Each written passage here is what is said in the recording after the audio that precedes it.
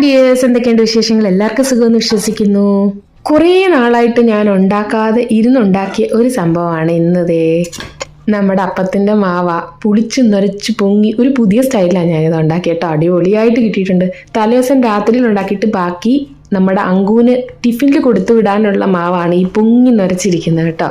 രാത്രി ഉണ്ടാക്കിയപ്പോൾ തന്നെ ഉപ്പിട്ട് വെച്ചിരുന്നതായിരുന്നു. അപ്പോൾ പിന്നെ ജസ്റ്റ് ഇതേ ഇങ്ങനെ താത്ത് കലക്കി അപ്പം നോക്കിയേ, അടിപൊളിയായിട്ടില്ലേ? രാത്രിയിലും ഇങ്ങനെ തന്നെ കിട്ടി കേട്ടോ. അപ്പോൾ രാവിലെ കുറച്ചും കൂടെ പുളിച്ചിട്ടുണ്ട്, നല്ലൊരു മണവും പഞ്ഞു പോലെ ഇരിക്കും കേട്ടോ. നല്ല ടേസ്റ്റാണ്. ഇതിനകത്ത് ഒരു സ്പെഷ്യാലിറ്റി എന്ന് പറഞ്ഞാൽ അത് ഞാൻ വേറൊരു ദിവസം ഞാൻ റെസിപ്പി ആയിട്ടിട്ട് കാണിച്ചു തരാം കേട്ടോ. ഇന്ന് ഞാൻ അപ്പം ചുടുന്നത് നിങ്ങളെ അപ്പം കാണിച്ചു തരാം. എനിക്ക് അറിയത്തില്ലായിരുന്നു ഇത് നന്നായിട്ട് വരുമോ ഇല്ലയോ എന്ന്. ഒരു പരീക്ഷണമായിരുന്നു, പക്ഷേ നല്ല അടിപൊളിയായിട്ട് കിട്ടിയിട്ടുണ്ടേ. നമ്മുടെ അപ്പച്ചട്ടി ഉണ്ടെങ്കിൽ കുറച്ചും കൂടെ നന്നായിട്ട് ഉണ്ടാക്കാം. ഞാൻ ഇത് കല്ലപ്പം പോലെ ഉണ്ടാക്കി. അങ്കുവിൻ്റെ ടിഫിനിൽ തലേദിവസം കുറച്ച് ഗ്രീൻ പീസിൻ്റെ കറി അത് വെച്ചിട്ട് അതും കൂടെ വെച്ച് കൊടുത്തു. തലേദിവസം എന്തെങ്കിലും ഞാൻ കാണിച്ചു തരാം. ഇതായിരുന്നു നമ്മുടെ അപ്പവും ഗ്രീൻ പീസും. ഇപ്പോൾ രാവിലെ ഞാൻ കുറച്ച് ഉരുളക്കിഴങ്ങ് കൂടെ അരിഞ്ഞിട്ട് ഒന്നും കൂടെ ഒന്ന് നീട്ടിയിട്ട് അതാണ് അവന് കൊടുത്തു വിട്ടത്. ഇത് നമ്മുടെ രാക്കയുടെ വെയിറ്റ് ലോസ് ഡ്രിങ്ക് കേട്ടോ. ഇത് വെയിറ്റ് ലോസ് ആയില്ലെങ്കിലും നല്ല ഡൈജഷൻ നടക്കുന്നുണ്ടെന്ന് പറഞ്ഞു. വയറിനൊരു കംഫർട്ട് ഫീലിംഗ് ഉണ്ടെന്ന് പറയുന്നുണ്ട് കേട്ടോ. അങ്ങനെ അങ്കുവിൻ്റെ ടിഫിൻ്റെ കുറച്ച് ആപ്പിളും കൂടെ ഫ്രൂട്ട്സ് ബേക്കിന് വെച്ച് കൊടുത്തു. പിന്നെ അപ്പവും കറിയും വെള്ളമൊക്കെ ആയിട്ട് അവനെ ഇറങ്ങി. ഇന്ന് ആകെ ഒരു മന്ദപ്പുള്ള ക്ലൈമറ്റാണേ. 2 ദിവസമായിട്ട് ഇങ്ങനെ കേട്ടോ. രാവിലെ വലിയ തെളിച്ചമൊന്നുമില്ല, എന്നാൽ ഒരുവിധം ചൂടുണ്ട് കേട്ടോ. അകത്തിരിക്കുമ്പോൾ വലിയ പ്രശ്നമില്ല, പുറത്ത് നല്ല ചൂടുണ്ട്. പങ്കുവിൻ്റെ വണ്ടി ഇതേ പോയി. ഇത് കണ്ടോ, നമ്മുടെ മേടിൻ്റെ കണ്ണിൻ്റെ പോളയുടെ മുകളിൽ എണ്ണ വീണ് പൊള്ളിയതാണ്. പുള്ളിക്കാരിയുടെ വീട്ടിൽ തന്നെ കടി പക്കോടയെന്ന് ഇവർ പറയും. സംഭവം നമ്മുടെ പുളിശ്ശേരി പോലെ കടലമാവ് തൈര് ചേർത്ത് ഉണ്ടാക്കുന്നത്. അതിനകത്ത് ഈ പക്കോട ഉണ്ടാക്കിയിട്ടു കേട്ടോ. അപ്പോൾ അത് ഉണ്ടാക്കിയതിൻ്റെ ആ എണ്ണ തെറിച്ച് വീണതാണ്. സ്വന്തം വീട്ടിൽ തന്നെ ഉണ്ടാക്കിയതാണ്. പുള്ളിക്കാരി ഇവിടെ കുക്കാണെങ്കിലും പുള്ളിക്കാരിയുടെ വീട്ടിലുണ്ടാക്കിയ സമയത്ത് ഇതുണ്ടായത്. രാത്രി, അതായത് വൈകുന്നേരം ചെന്നിട്ട് രാത്രി ഡിന്നറിന് ഉണ്ടാക്കിയതാണ്. അത് പക്കോട ഇട്ടിട്ട് ജസ്റ്റ് അവിടെ ഉണ്ടോ ക്ലീൻ ചെയ്തുകൊണ്ടിരുന്നപ്പോൾ വെള്ളം വീണ് നല്ല രീതിയിലുണ്ട് കേട്ടോ. എണ്ണയൊക്കെ ഇട്ട് ഇങ്ങനെ ഇരിക്കുകയാണ്. കഷ്ടം തോന്നി. ഞാൻ പിന്നെ അങ്ങ് പറഞ്ഞു വിട്ടു കേട്ടോ, ഇന്ന് ജോലി ചെയ്യേണ്ട പറഞ്ഞു. ഞാൻ പറഞ്ഞു നല്ല ഡ്രസ്സൊക്കെ എടുത്തിട്ട് വന്നാൽ മതി, വേറെ കുഴപ്പമൊന്നുമില്ല, നമ്മളൊന്ന് സൂക്ഷിക്കേണ്ടേ ഇതൊക്കെ. അപ്പോൾ ഞാൻ ഇത് പുറത്തെടുത്ത് വെച്ചേക്കുന്നത് നമ്മുടെ മഷ്റൂമാണേ. നല്ല മഷ്റൂമാണ് കേട്ടോ. ഇത് കാണാനൊരു ലുക്കില്ലെങ്കിലും നല്ല ടേസ്റ്റി മഷ്റൂമാണ്. ഇത് വലിയ മഷ്റൂമാണ്. അപ്പോൾ ഞാൻ ഇത് വെച്ചിട്ടൊരു മഷ്റൂം ബിരിയാണി ഉണ്ടാക്കാമെന്നാണ് വിചാരിക്കുന്നത്. ഈസിയായിട്ട് മഷ്റൂം ബിരിയാണി അല്ല, ശരിക്കും ഒരു മഷ്റൂം റൈസ് പോലെ, പക്ഷേ ഒരു ബിരിയാണിയുടെ ടേസ്റ്റിൽ തന്നെ നമുക്ക് ഉണ്ടാക്കാം. അപ്പോൾ ഞാൻ കുറച്ച് തുണി കഴുകിയിട്ടത് ഒന്ന് വിരിക്കട്ടെ. കാരണം ഇപ്പം നിലവിൽ നമുക്ക് യൂണിഫോമൊക്കെ ഉള്ളതുകൊണ്ടല്ലേ കൂടിക്കിടക്കും. പപ്പായ അത് പീസ് ചെയ്ത് ഫ്രിഡ്ജിൽ വെച്ചിരുന്നതാണ്. അപ്പോൾ അത് തണുപ്പ് മാറാനായിട്ട് ഒന്ന് വെച്ചിട്ട് ഇടയ്ക്ക് 2-3 എണ്ണം കഴിക്കുക. ക്ഷീണം അങ്ങ് മാറുകയെ നമുക്ക്. എപ്പോഴും ഇങ്ങനെ ഇടയ്ക്കിടയ്ക്കൊക്കെ നമ്മൾ ഫ്രൂട്ട്സൊക്കെ കഴിക്കുന്നത് നമുക്ക് നല്ലതാണേ. നമുക്കിനി നമ്മുടെ മഷ്റൂം റൈസ് എങ്ങനെയാണെന്ന് വെച്ചാൽ തക്കാളി, ഉള്ളി, മസാലയൊക്കെ ഒന്ന് വഴറ്റി, ഞാൻ വെളിച്ചെണ്ണയിൽ തന്നെ ഉണ്ടാക്കുന്നത്. എന്നിട്ട് ഇതിനകത്തോട്ട് നമ്മുടെ മഷ്റൂം ജസ്റ്റ് ഒന്ന് ചൂടുവെള്ളത്തിൽ ഉപ്പിട്ടിട്ട് ഒന്ന് തിളപ്പിച്ചിട്ട് വെള്ളം കളഞ്ഞിട്ട് ആ മഷ്റൂം വേവിച്ചിട്ടില്ല, അത് നന്നായിട്ട് പെരണ്ട് സെറ്റപ്പായി.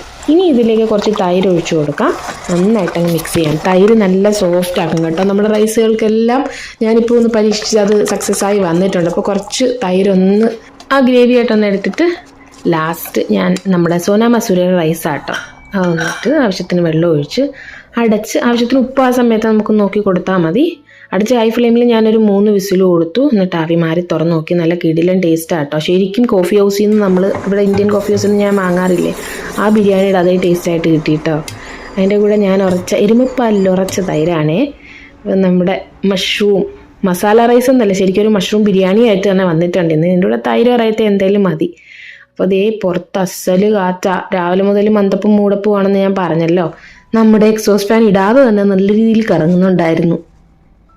ആന്തിക്കാറ്റാണ്. ഈ കോട് വരുമ്പോൾ മഴയാണോ ആന്തിയാണോ എന്ന് അറിയാൻ പറ്റത്തില്ല. പക്ഷെ ഇങ്ങനെ കുടുക്കം ഇങ്ങനെ ഉണ്ടായിരുന്നു കേട്ടോ. ചെറിയ ആന്തിക്ക് അങ്ങനെ കുടുക്കം വരാറില്ല.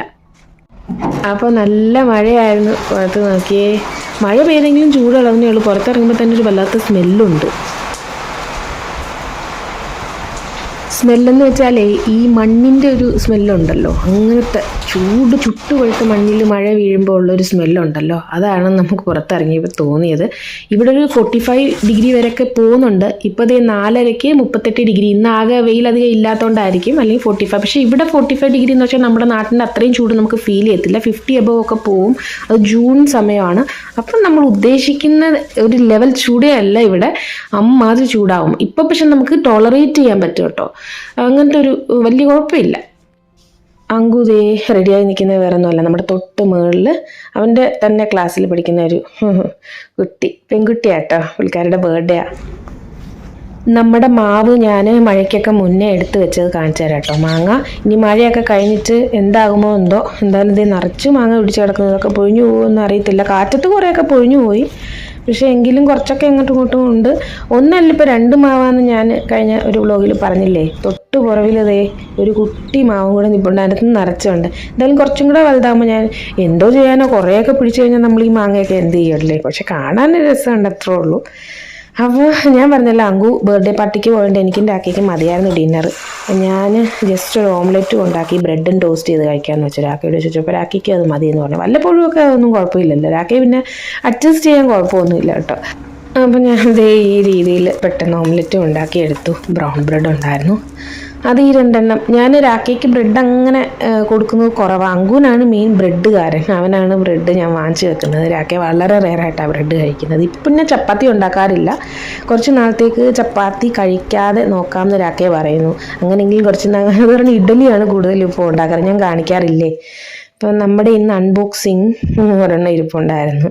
മിൽട്ടൻ്റെതേ ഒരു കുട്ടി സ്പോർട്സ് ഡ്രിങ്ക് ഒക്കെ കുടിക്കാൻ നമ്മുടെ വെള്ളമൊക്കെ ഒഴിച്ച് വെക്കുന്ന ഒരു കുപ്പി കേട്ടോ. പക്ഷെ നല്ല ക്വാളിറ്റിയിൽ തന്നെ കിട്ടിയിട്ടുണ്ട്. ഞാനത് ജസ്റ്റ് നമുക്ക് എവിടെയെങ്കിലുമൊക്കെ പോകുമ്പോഴും ഭംഗിക്ക് കൊണ്ടുപോകാമല്ലോ എന്ന് വെച്ചാൽ നല്ല രസമുണ്ട് കാണാൻ, അടിപൊളിയായിട്ടുണ്ട് സംഭവം. പിന്നെ കുറച്ച് സാധനങ്ങൾ ശർമാജിയുടെ കടയിൽ നിന്ന് വന്നിരിപ്പുണ്ടായിരുന്നു, വിളിച്ച് പറഞ്ഞിട്ടേ. അതൊക്കെ തട്ടിക്കൂട്ടി വെക്കണം. പിന്നെ ആട്ട നമ്മൾ വാങ്ങിച്ചിട്ട് കുറച്ച് നാളായത്, ഇതുവരെ പൊട്ടിച്ചിട്ടിട്ടില്ല. ഇപ്പോൾ ചപ്പാത്തി ഉണ്ടാക്കൽ കുറവായതുകൊണ്ടേ പഴയ തീർത്തിട്ടല്ലേ ഇത് പൊട്ടിച്ചിടാൻ പറ്റും. നമ്മുടെ വിഷുവിന് അപ്പോൾ ഞാൻ മാമ്പഴ പുളിശ്ശേരി ഉണ്ടാക്കി. അത് ഞാനൊരു ഷോർട്സ് വീഡിയോ ആയിട്ട് ഇട്ടിട്ടുണ്ടായിരുന്നു. അതിനകത്ത് കുറച്ച് പൈനാപ്പിളും കൂടെ നിരത്തിയിരുന്നത് ചെത്തിയിട്ട് പച്ചമുളക്, മഞ്ഞൾപ്പൊടി, മുളക് പൊടി എല്ലാം കൂടി ഇട്ടൊന്ന് വേവിച്ചെടുത്തിട്ട് തേങ്ങയും ജീരകവും കൂടെ അരച്ചൊഴിച്ചു. എന്നിട്ട് നന്നായിട്ട് മിക്സ് ചെയ്ത് ഒന്ന് തിളച്ച് തന്നപ്പോൾ നമ്മുടെ തൈര് മിക്സിയിലൊന്ന് കറക്കിയിട്ട് ഒഴിച്ചിട്ട് തീ ഓഫ് ചെയ്ത് ചെറുതായിട്ടൊന്ന് ചൂടാക്കി എടുത്തു. നമ്മുടെ മാമ്പഴം പൈനാപ്പിൾ പുളിശ്ശേരി പോലെ കേട്ടോ. പൈനാപ്പിൾ ഇരുന്നുകൊണ്ട് അതിനകത്ത് ചെത്തിയിട്ടെന്നേ ഉള്ളൂ, പക്ഷെ നല്ല ടേസ്റ്റ് ഉണ്ടായിരുന്നു. ലാസ്റ്റ് ഇതേ കളർഫുള്ളായിട്ട് നമ്മുടെ മുളക് പൊടിയും കടുകും അതുപോലെ വറ്റൽ മുളകും കൂടെ ഇട്ടിട്ട് നന്നായിട്ട് മിക്സ് ചെയ്ത് അങ്ങ് എടുത്തു. ഇത് 2-3 ദിവസം ഇരിക്കുവേ ഈ മാമ്പഴപ്പുളിശ്ശേരി, ഫ്രിഡ്ജിൽ വെക്കണം, ഇത്രേ ഉള്ളൂ. പിന്നെ ഞാൻ കൂടെ ഒരു വെണ്ടയ്ക്ക മെഴുക്കുവരട്ടി ഉണ്ടാക്കി, ഒരു സിമ്പിളായിട്ടൊരു ഓംലെറ്റും വഴിച്ചിത്രേ ഉണ്ടായിരുന്നുള്ളൂ ഞങ്ങൾക്ക് വിഷു. ഈ പ്രാവശ്യം രാഖിയുടെ അമ്മമ്മ മരിച്ചു പോയാൽ ഞങ്ങൾക്ക് വിഷു ഉണ്ടായിരുന്നില്ല എന്ന് ഞാൻ പറഞ്ഞിട്ടുണ്ടായിരുന്നല്ലോ. ഞങ്ങൾ സിമ്പിളായിട്ട് ഇതേ മാമ്പഴ പുളിശ്ശേരിയോടുകൂടി വിഷു കഴിച്ചു. അപ്പോൾ ഇന്നത്തെ നമ്മുടെ വിശേഷം ഇതാണ്. വീഡിയോ വൈൻഡപ്പ് ചെയ്യാണ്. ഒത്തിരി സ്നേഹത്തോടെ എൻ്റെ എല്ലാ പ്രിയപ്പെട്ട കൂട്ടുകാർക്കും thank you so much. Bye bye dears.